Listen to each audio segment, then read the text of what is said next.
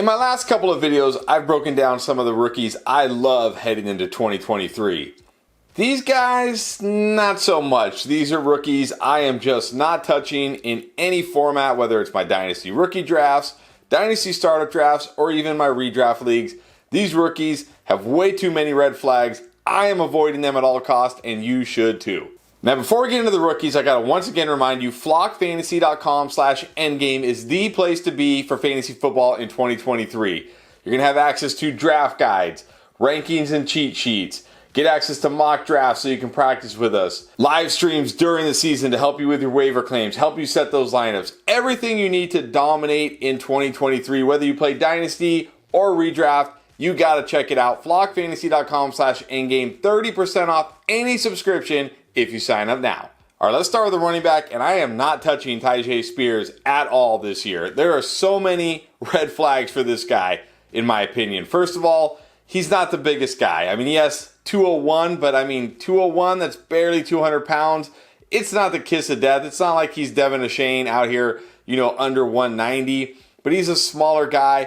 Didn't play at a big school, so didn't face the toughest competition, which, look, I'm not going to really hold that against him too much. We've seen many running backs from smaller schools, non-big time programs produce in the NFL, but also not the most athletic guy either, right? Didn't run a super fast 40 at his pro day, doesn't have incredible athletic numbers. Sure, when you watch the tape, he looks pretty good, but that was against lesser competition. This is a guy that doesn't really pop off the page in any one athletic measurable where you think that is a difference maker for him. But even with all that, even given his size, the program he came from, his athletic testing, I could probably look past all of that if it wasn't for that knee. Because after he was drafted, Ian Rappaport reported that his medicals at the combine showed that he had no ACL, no cartilage, and was developing arthritis in his knee. This is already a risky position at running back. We already know they have shortened careers and heightened injury risk. Now you're talking about a guy with no ACL, no cartilage, and arthritis. The last running back I remember who they started talking about arthritis with was Todd Gurley, and within a couple of years, he was completely out of the league. So this guy probably not even going to get through his entire rookie contract, they're saying. That's just too much risk for a position that already has a very short career. And then we also got to talk about the landing spot. It's a terrible landing spot. He's behind Derrick Henry. And sure, Derrick Henry's getting up there in age. He's got a lot of touches. And the last couple of years I've been saying, I don't know, feels too risky to take Derrick Henry. And then he just keeps chugging along doing what he does. In fact, he's played 15 or more games in every single year of his career except one. So if you're banking on a Derrick Henry injury this year to open the door for Spears, you're really asking for a lot. And then what?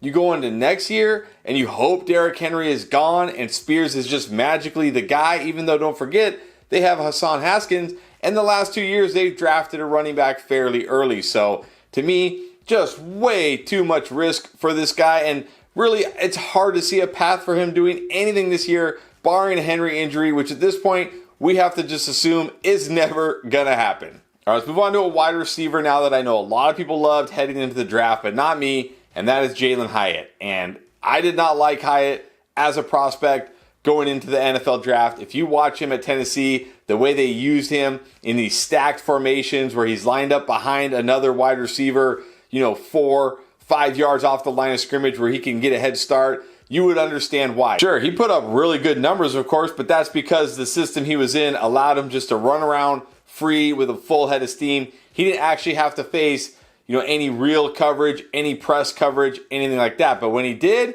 he struggled. Check out these coverage numbers for him last year. 68% versus man, 69% versus zone. By the way, that was one of the lowest marks of the last 3 years. And with the NFL going to so much zone defense, that's a red flag.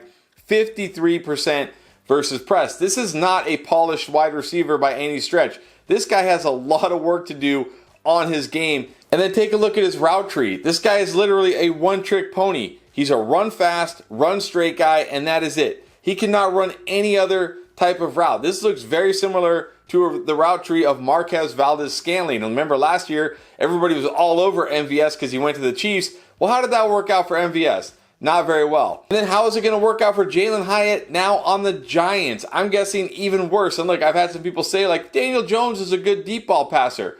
Okay, maybe he is. Let's give you the benefit of the doubt that he's a good deep ball passer. The problem is, he's not going to throw any deep balls in this offense because that's not what they do. In fact, look at last year, 6.8 yards per attempt, which was 24th in the league, and 6.5 air yards per attempt, which was 31st in the league. This is not an offense that's going to open it up and chuck the ball down the field. This is a conservative offense, going to lean on their defense, lean on Saquon Barkley if he's out there, and try to win these ugly games.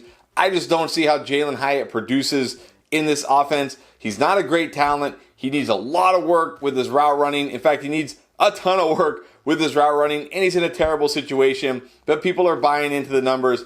I'm not. I'm staying far away from Jalen Hyatt. Now, another wide receiver that people are all over now is Rashee Rice, simply because he went to the Chiefs. And look, I didn't like Jalen Hyatt as a prospect, but I was really, really down on Rashee Rice as a prospect because he's not any good. He just really is not good. Sure, he put up big-time numbers last year at SMU. I mean, come on, it's SMU. Who are they really playing?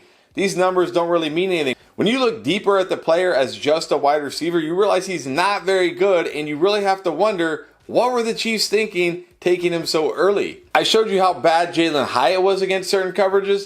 Look at Rashee Rice. 45% success rate against man. Are you kidding me? 70% success rate against zone, which is only slightly better than Hyatt and also one of the worst scores of the last 3 years. And then 48% success rate against press.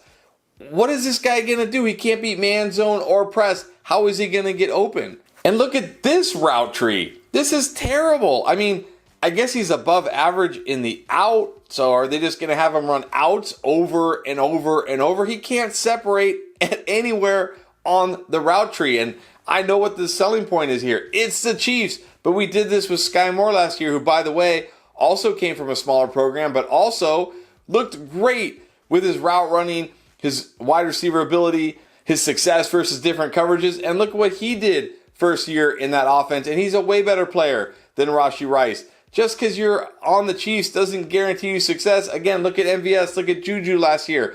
Look at Gabriel Davis on the Bills. Just because these guys are in great offenses doesn't mean they're not bad players and they're just going to get the ball thrown to them anyways. Don't chase the fact that he's on the Chiefs. He's not a good player. He's not going to succeed in year one. He might not succeed ever.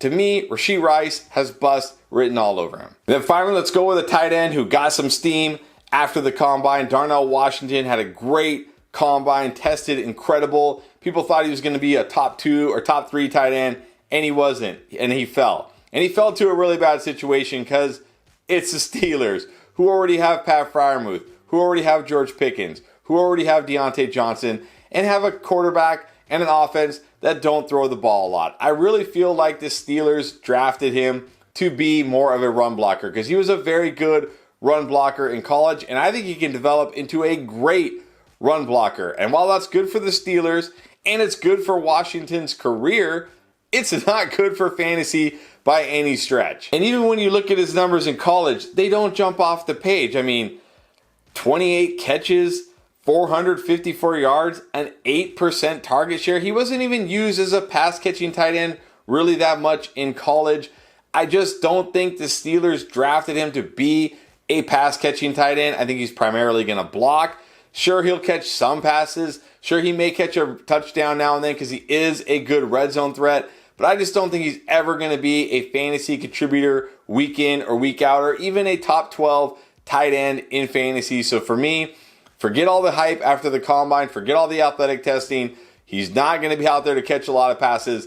Don't let him scare you off Freiermuth either. Just avoid Washington in all your drafts. All right, so that's 4 rookies I am avoiding everywhere. But if you want to see 4 rookies I love, check out this video right here.